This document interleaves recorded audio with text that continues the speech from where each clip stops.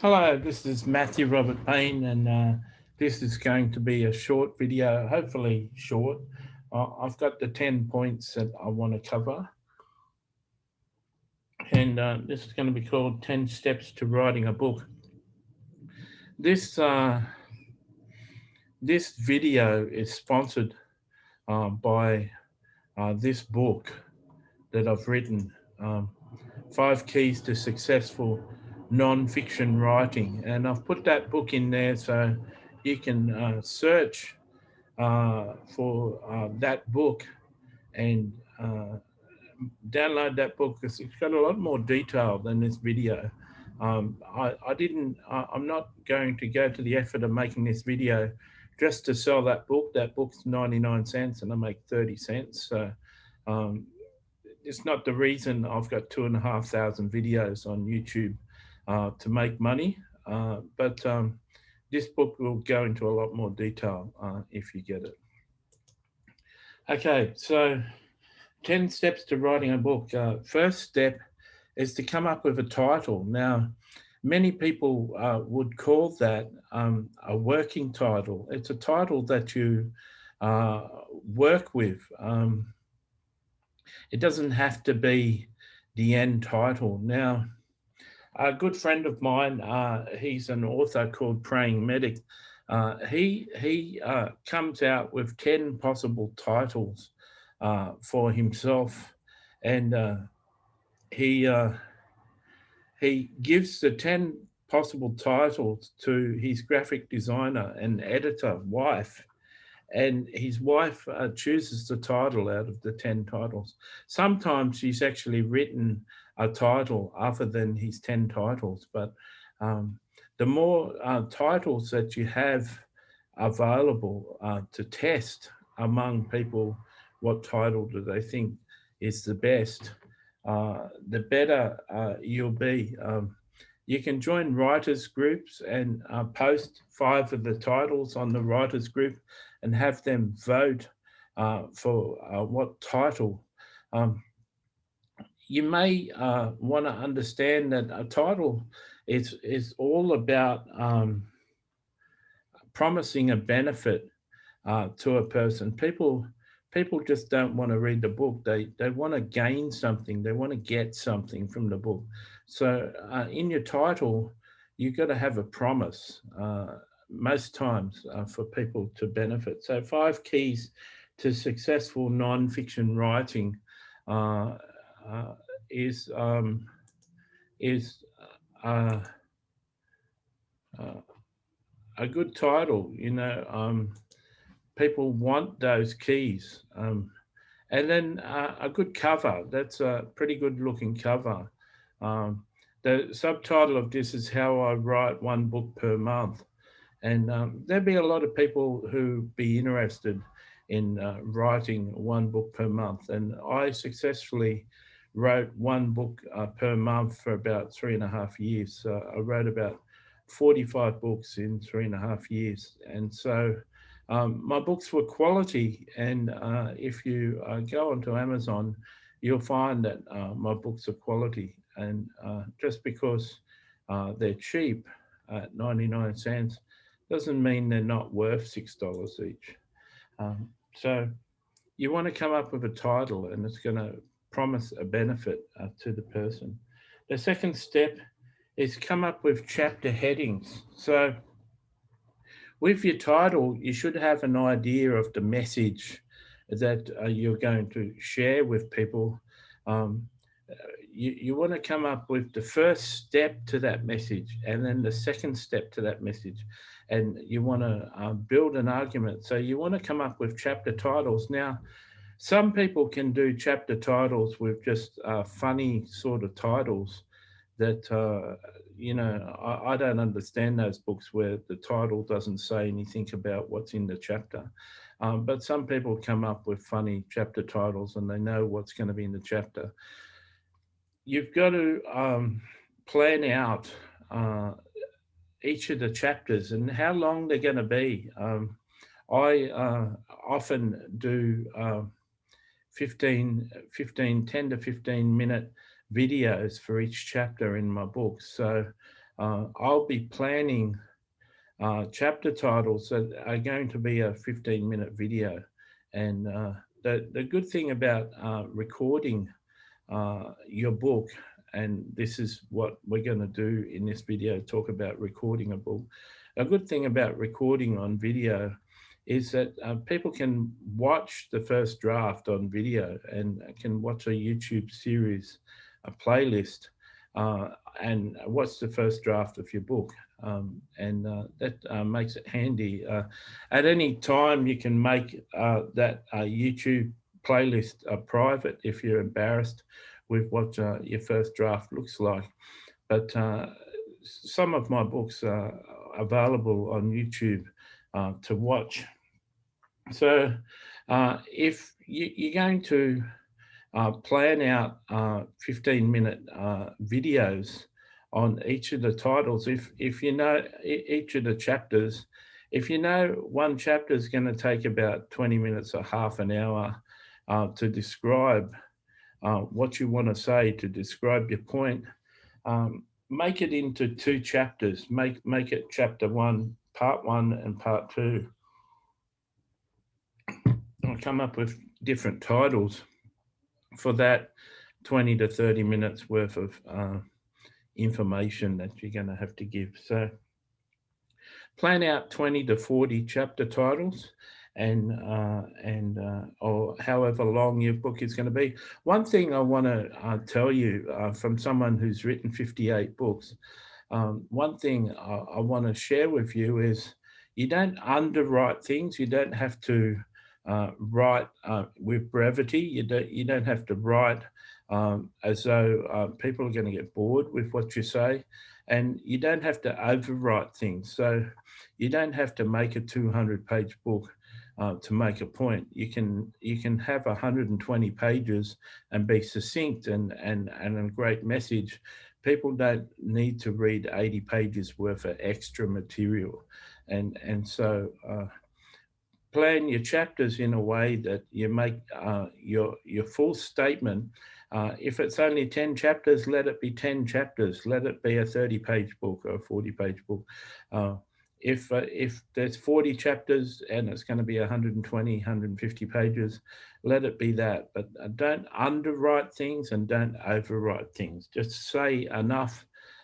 Just say what needs to be said. Step number 3, record chapters one by one. So I use a program called Zoom, and it's video conferencing software. It costs $200 per year for me, and I just record my videos on that. You're able to share screen and you're able to have other people involved. So you can do an interview, you can do a book where you're interviewing someone. It's really handy, and there's a record feature on the video, so you can record all your videos and then you just upload it straight to YouTube. So it's a handy process. You can join YouTube, start a YouTube channel, start a playlist for your book, and just record chapter 1, chapter 2, chapter 3. And when you're recording videos, you can just record one a day or record one every week or so, whenever you get the time, and then it'll be typed up and then you'll be able to edit it. So record your 1 to 40 videos one by one. I know I did a book on the parables of Jesus, and there's 54 parables, and I recorded the 54 parables in sets of about 10 at a time. So it took me about 5 days and I recorded them.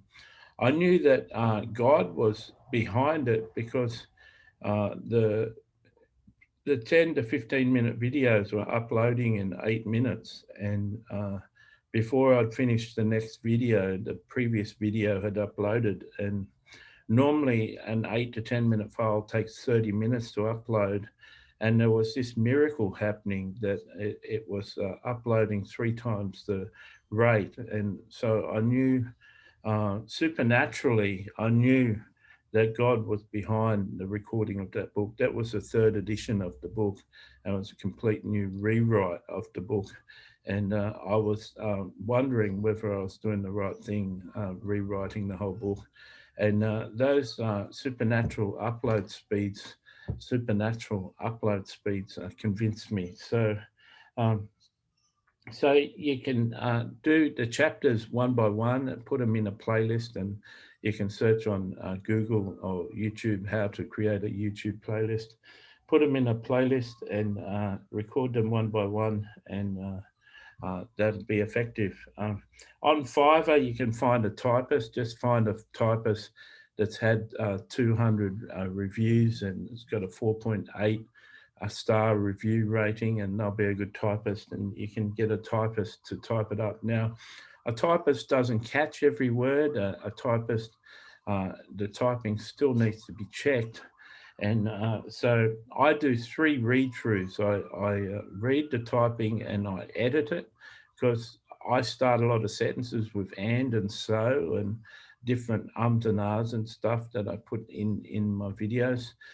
A typist will take all the ums and ahs out, but when you start a sentence with and so or but, sometimes you need to change those sentences. So you'll need to go through your typing and edit it. And then I have 2 more run-throughs and edit it 2 more times. Now, I'm on a professional uh, writers forum called Quora, and Quora, Quaro or something like that. And there's writers there that go through their book 15 times, fiction writers who edit their book 15 times. So you can edit it more than 3 times before you send it to a copy editor to get edited. I used an extensive copy editor for about 50 of my books. I'm currently using a cheaper one now, but you can get yourself an editor. Just remember that an editor charges according to the quality of work that they do. In my book, um, 5 Keys to Successful Nonfiction Writing, I have the details of the editor I was using for 50 of my books. So for 99 cents, you can buy that book and get the contact details of that editor. I also got the name of the graphic artist that I use for my books, and I've used him for about 50 of my books. And you'll see like a branding on the actual books that's typical of all my books. This square here around the writing, that square is on about 50 of my books. So there's a branding. People know it's a Matthew Robert Payne book because it comes out with that square. So in that book, I've got a resource of who I use on Fiverr for my covers.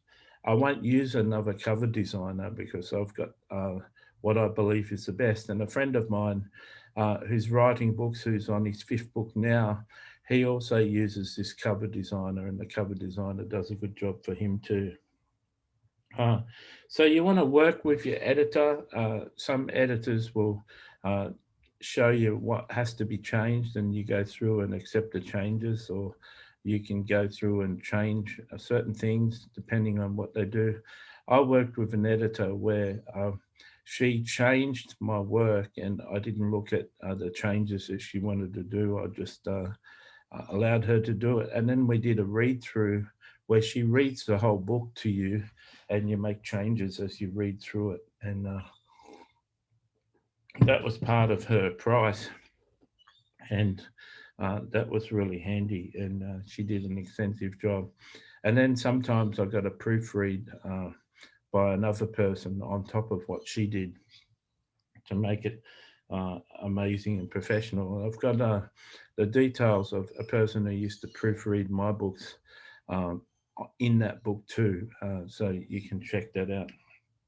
It's actually worth buying that book just for the resources that I list in the back.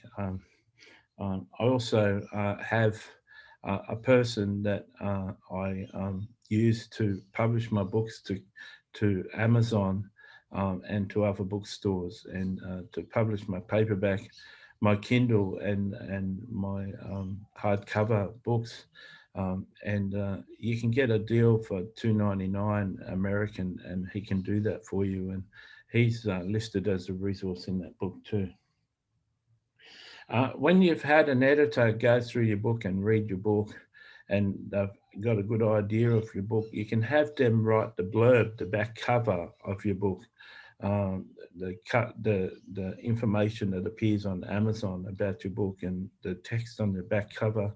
I've personally find I've written a few blurbs myself, but I ended up just letting my editor do it, because they have a good idea of what your book is saying, and they're a writer. Most editors are writers, and they're a writer, and they can write sufficient blurb, and they may charge you $50 American to write the blurb for you. That's what my editor used to choose. So that's point number 7. Point number 8, get yourself a great cover designer. And my cover designer is Akira 007, AKIRA 007 on Fiverr. And he's a great cover designer. So you can't sell a book without a great cover. You'll sell only 10% of books with a poor cover. You'll sell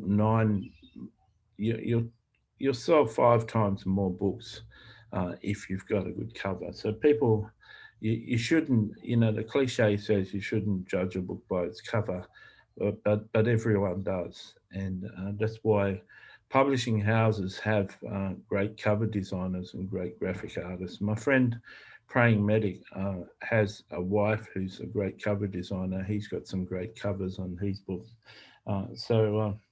Once you realize what a great cover looks like, once you have the eye for a good cover, then you won't let your book have inferior cover.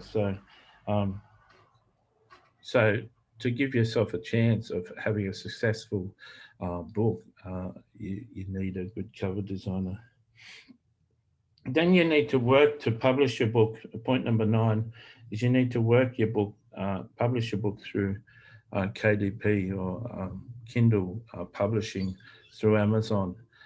That's who I suggest.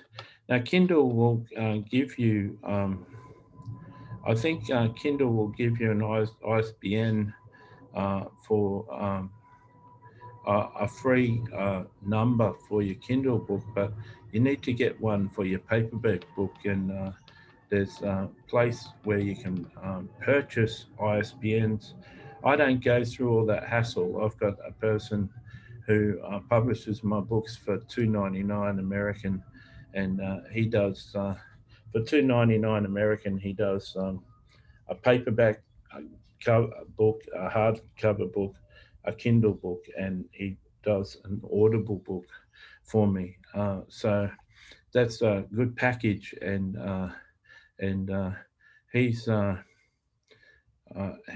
information is RWG Publishing, Revival Waves of Glory Publishing. So it's RWG Publishing, and you can, if you watch this video, you can ask, say Matthew Robert Payne told me about the $2.99 deal. You can actually get 3 books done for $600 US and have it done for $200 US. And that's what I'm going to do my next 3 books with at that price. So I'm going to save up and pay for that. But otherwise, if you're self-publishing and you're going to do things yourself, I suggest that you use Kindle publishing and KDP publishing, and you publish through the Amazon network, and there's plenty of videos on doing that process. And then point number 10 is collect your reviews. Now, you may find this different for you, but I find that my friends don't read my books. Now, if you've got friends on Facebook and they're not a personal friend of yours, and they're not a friend that you meet for lunch that you know from church or whatever, if you got friends that are just acquaintances on Facebook, they're more likely to review your book. But at the end of each of my books, I have an appeal for someone to write a review for the book. And if you purchased my 5 keys to successful nonfiction, you can read what I write at the end of my book. And I find that that text increases the reviews that I get for my books. And I learned that off another writer called Adam Houge, Adam Houge, Houge. His books are 99 cents too. I also got the idea to make my books 99 cents from him. And he's got over 100 books. And he has that clever appeal at the end of his book to ask people to write a review. So I suggest that you do that in your book. And I suggest that you find a few friends on Facebook.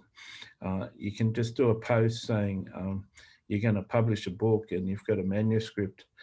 Can people comment if with their email address if they would like to review your book, and tell them that you'll buy them a Kindle copy of the book when the book comes out, and can they download the Kindle copy and then write a review on Amazon for you. So if they've got a Kindle copy, and you can send books to people's Kindles by getting their Amazon email address.